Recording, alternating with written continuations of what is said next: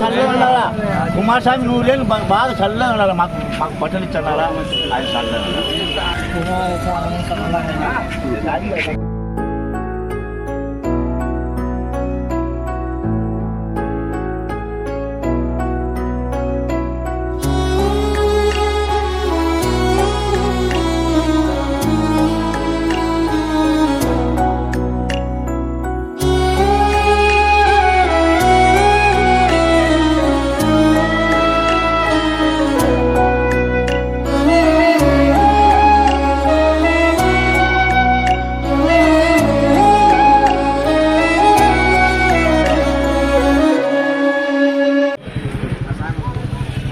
నమస్కారం అందరికీ.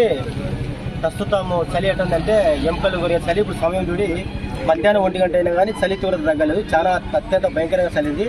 అంటే ఉన్న వాళ్ళంటే ఇట్లో ఆనందంగా రగ్గు కప్పుకొని పడుకొని ఇబ్బంది లేకుండా ఉన్నారు. కానీ ఇటువంటి వాళ్ళ పరిస్థితి చూసిన చూడి స్వామి చూడి ఆయన వెంకటస్వామి సత్యేశ్వరికి ఆయనకు రగ్గు లేదు. కానీ చలికి చాలా ఇబ్బంది పడతారు. వీళ్ళందరూ అయితే ప్రతి మంగళవారం దువ్వూరు పట్టణానికి వచ్చి వాళ్ళకున్న పరిధిలో శిక్షాన్ని చూసి జీవనం సాగిస్తున్నారు. వాళ్ళందరికీ శ్రీ వినాయక పునరుద్ధరణ మనం గత కొన్నేళ్ళుగా చేస్తున్నాం. ఈ రోజు కానీ మనము ఇది 4వ ప్రాంతము. ఫస్ట్ వచ్చేసి మనము కాశీట జ్యోతి దగ్గర అక్కడ ఉన్న వాళ్ళందరికీ కూడా జరిగింది. 2వ ప్రాంతం బ్రహ్మగారి మఠ దగ్గర ఉన్న వాళ్ళందరికీ కూడా జరిగింది. 3వది మైదుకూలు కూడా జరిగింది. 4వది ప్రొద్దుటూరు. ఇప్పుడు 5వ ప్రాంతం ఈరోజు మా చేయడం కార్యక్రమం. ఇక్కడ ఉన్న వాళ్ళందరికీ చూడి ఈ దుప్పటి అందించి కొద్దిగా చలిబాధల నుంచి తప్పించి ఈరోజు కార్యక్రమం చేస్తున్నాము. ఈ దుప్పటి అంటే ఇప్పుడు ఇవ్వడం వల్ల ఏంటంటే వాళ్ళకి దగ్గర ఫిబ్రవరి వరకు చలి ఉంటుంది. అంతవరకు కొంతైనా సరే ఉపయోగపడుతుంది.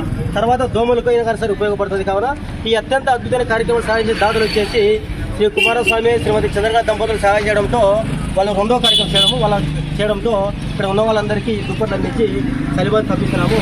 ఆ భగవంతుని ఆశీస్సులు వీళ్ళందరూ ఆశీస్సులు ఆ కుటుంబం ఉండాలని నిరంతరము ఇటువంటి కార్యక్రమాలకు ఎంతో సపోర్ట్ కోరుకుంటాం.